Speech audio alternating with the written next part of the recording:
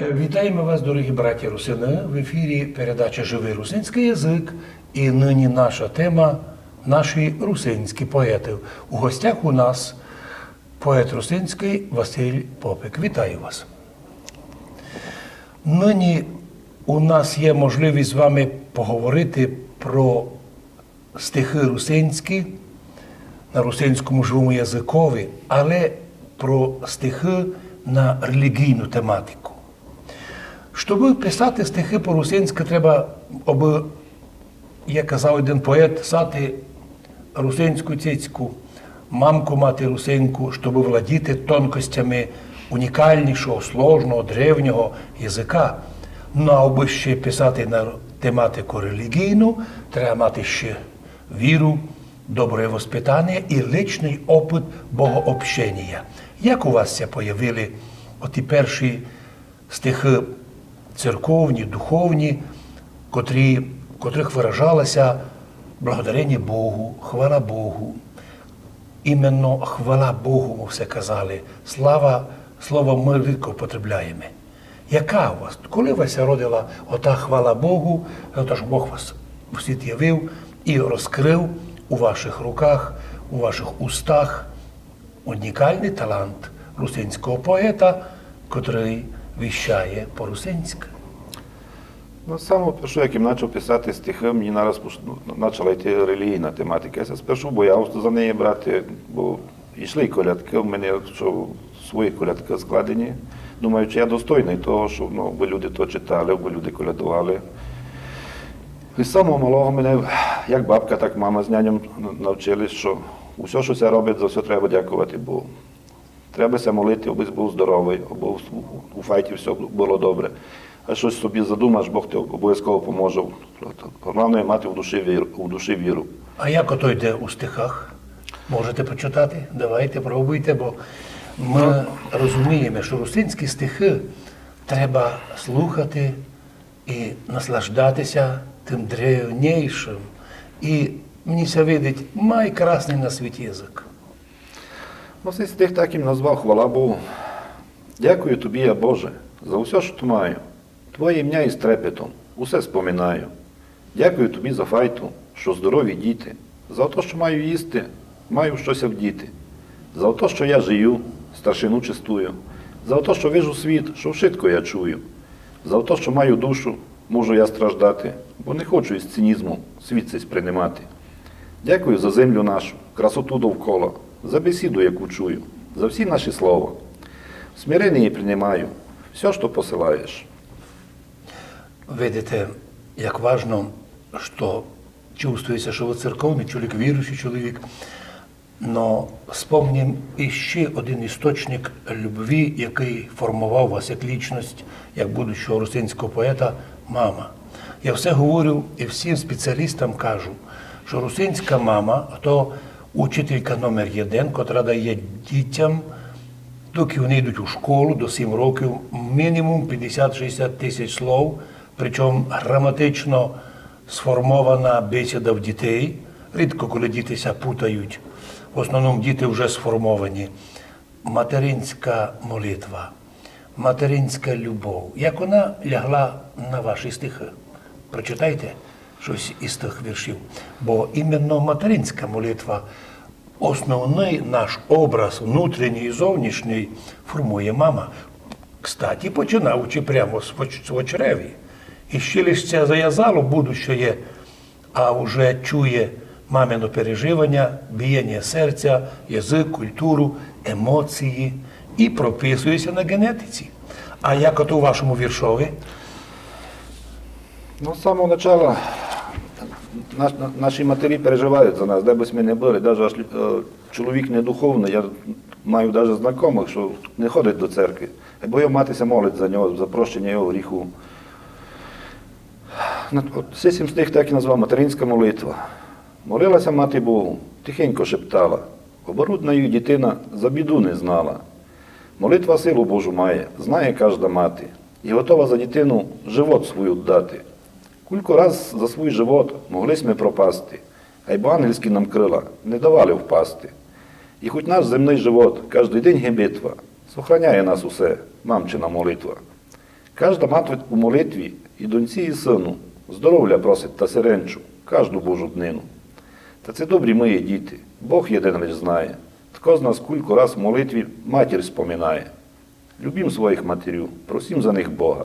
Найщаслива довга буде, земна їх дорога.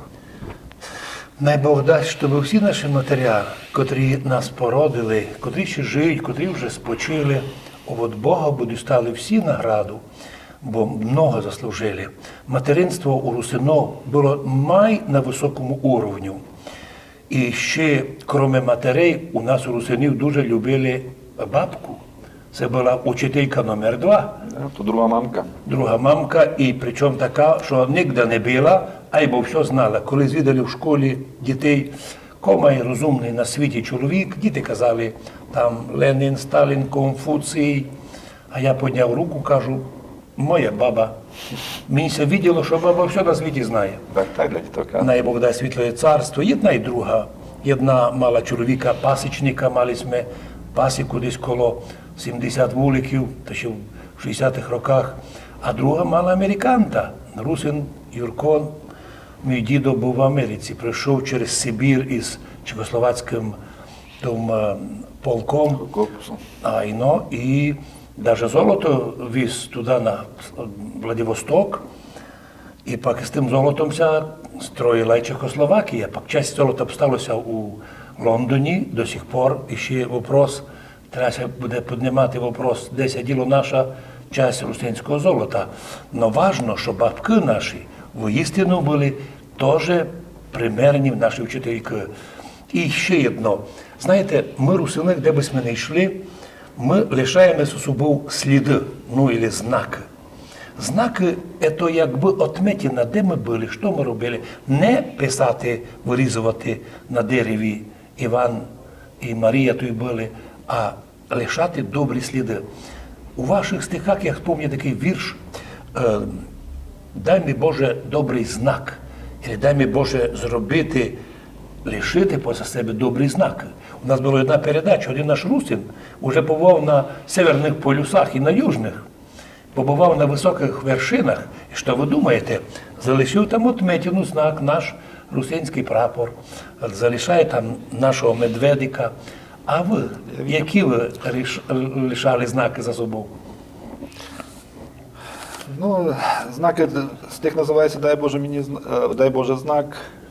То мій сумнів, чи добре я поступаю, який би порада, який би це звідав в Отця нашого Небесного, що це добре я живу тут на цьому світі.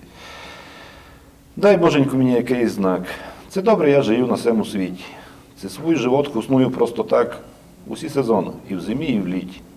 Я всього лиш простий чоловік, по образу по-твоєму зліплений.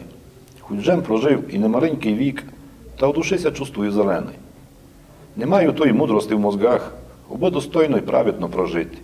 Та віра в серцю, фуртуня жива, і тобі все приходжуся молити. Не лиши нас, Господи, в біді, і прошу, укріпи нам віру, усій живот ми служимо тобі. Дай щастя в хижу і вкрай нам миру. Добре сте написали. Коли нам не вистачає русинам якихось даних, то каже Євангеліє, просіть собі і дасться вам. Щось у когось, каже Павел, не вистачає, просіть, але просіть, і у Якова написано, просіть скромно. Бог щедрий, усі таланти дає. А знаки вже лишилися тим, що сте написали уже всі русинські стихи. Є таке правило в одному із романів «Мастер і Маргарита», атеїстичний поет, що писав проти Бога, всякі такі бесіди, так називаємий поет, думав, і тот мастер, котрий написав другий том своїх, а потім спалив книжку, аж обися забило, а йому сатана повів, ні, рукописі не горять. Щось повів, щось написав, уже не пропадає. Вірю і хочу вам повісти, що ваші стихи – це добрі русинські знаки.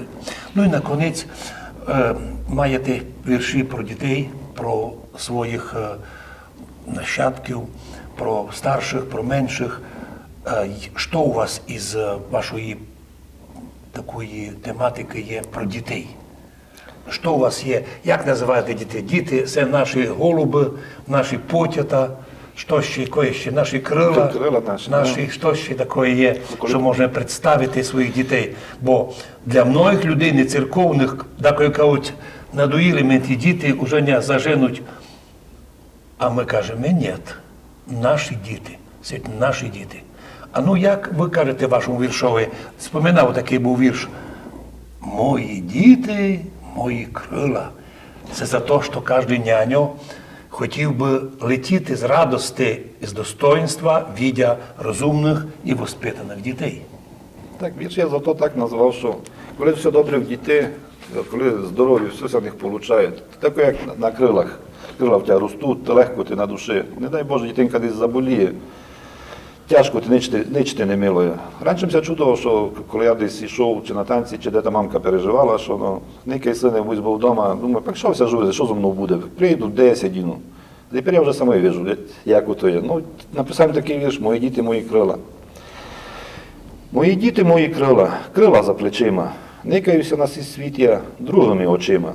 Коїм був ще молодий, та ще й не женатий, та не думав він про то, як ся журить мати.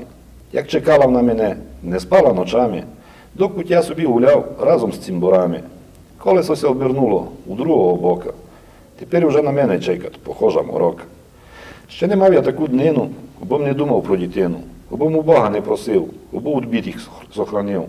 Прошу, милостивий Боже, за ото, що ми май дороже, за доньку та ще й за сина, бо в них серенчлива була днина. Бо не суєти не знали, і живот щасливий усе мали. Направте їх на вірний путь, та й за нас грішних не забудь.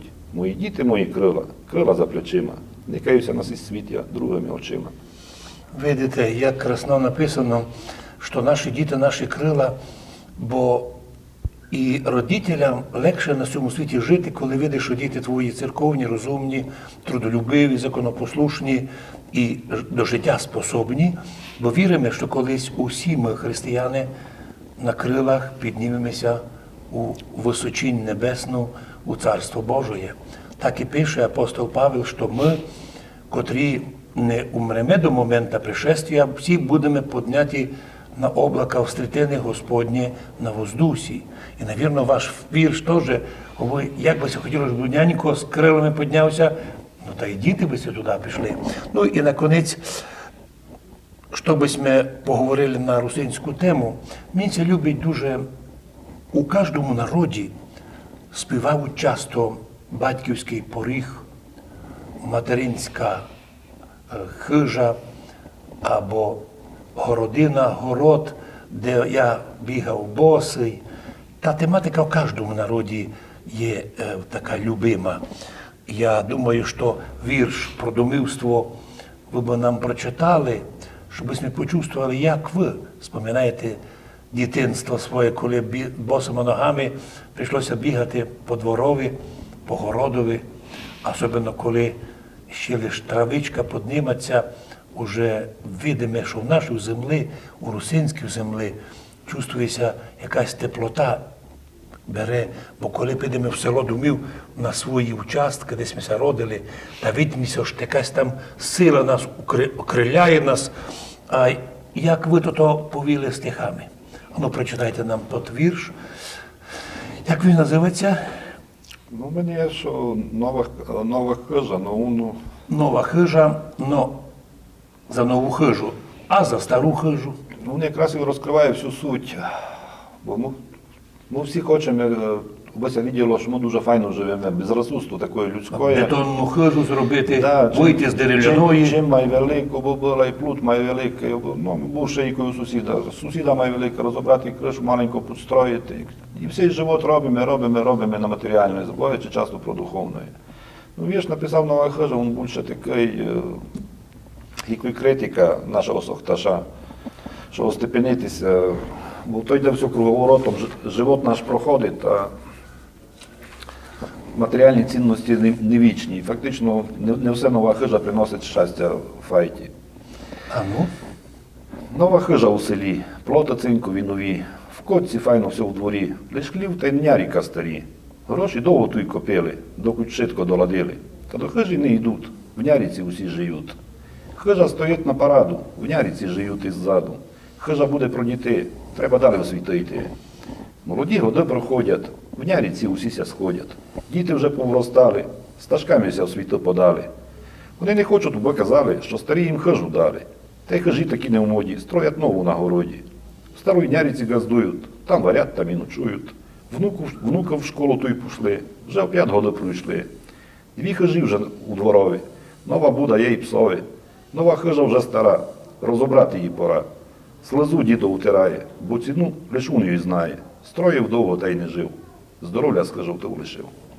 Видите, з цим віршом, з цим стихом ми б увиділи тисячі судеб русинських. Колися чоловік так се старав хижу зробити, як кажуть, забутрувати її, Робить, вона стоїть меблями іностранними, закрита, він живе а пак у Няриці жити як сирота якась бездомна. Но ото не у всіх було. Тепер така пішла мода, що многі побудували нові дома, і хоч живуть там у Чехії або десь інде, а звідли їм єдно, що чому робите хижу, та може вам не стоїть строїти.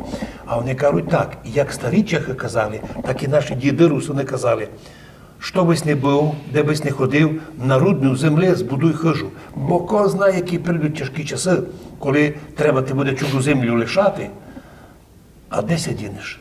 Найдеш ти свою ту хижу, котру усе будувати треба не для паради, як ви кажете, не для реклами, а для того, щоб у ній жити, бо хижа туди жива, коли в ній жива душа. Важно тепер, щоб ви з Божою помощью свій талант не закопали, а далі його розкривали. Желаю вам Бога благословений, радости духовних, таких творчих, таких вдохновений, щоб те слово русинське на материнському язикові не забували, хоча ми, русини, легко можемо писати і вірші на українській мові, по-руськи, ко знає мало по-мадярськи, але ми помнимо, має на світі красні наші діти, має на світі красний наш язик, має на світі красна наша література, ну і має красні і розумні для нас наші русинські стихи. У добрий путь вам най Бог дасть, щоб і лишалися добрі знаки, і бисте нову хижу построїли, а йдіть у неї туди жити. Жити, хоснувати. Да. Най Бог дай, щоб і Нярика була, но щоб у нашому русинському життю ми все хоснували сповна. До того нас Бог призвав, а вам желаємо многих добрих і благодатних літ жизни. На цьому завершуємо нашу передачу. Живий русинський язик. У гостях у нас був русинський поет Василь Попик. Будьте здорові. Красно дякувати. З Богом.